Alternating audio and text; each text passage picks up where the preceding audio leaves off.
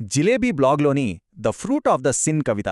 ఇందులో దాగి ఉన్న రహస్యాలను ఈ విశ్లేషణలో తెలుసుకుందాం.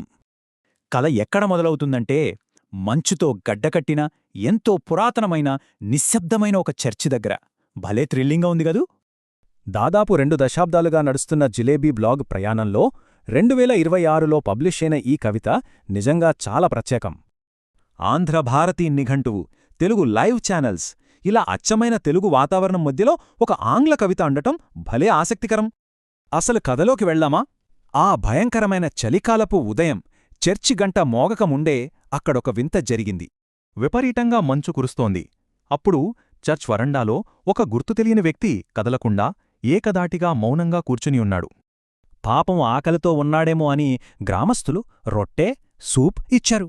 కాని సాయంత్రం ప్రార్థనల వరకు అతడు వాటిని అస్సలు ముట్టుకోలేదు.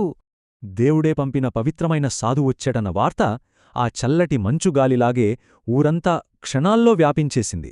చివరికి అతడు చర్చిలోకి వెళ్లి దేవుని ముందు మాత్రమే తలవంచాలని, అహంకారాన్ని వదిలేయాలని చాలా ప్రశాంతంగా చెబుతాడు.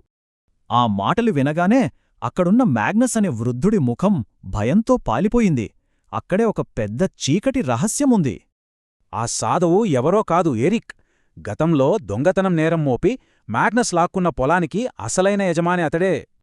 మ్యాగ్నస్, దేవుని న్యాయచక్రం నెమ్మదిగా తిరిగినా అది ఖచ్చితంగా తీర్పునిస్తుంది అని ఎరిక్ గట్టిగా హెచ్చరిస్తాడు. ఆశ్చర్యమేంటంటే, పగ తీర్చుకోకుండా దేవుని దయను నమ్మి ప్రార్థించమని ఎరిక్ సూచించడం నిజంగా చాలా గొప్ప విషయం. మనం ఏం చేస్తున్నామో మనకే తెలియదు, మమ్మల్ని క్షమించు. కవిత చివర్లో ఉన్న ఈ ప్రార్థన మనందరి అహంకారాన్ని ప్రశ్నిస్తోంది కదూ!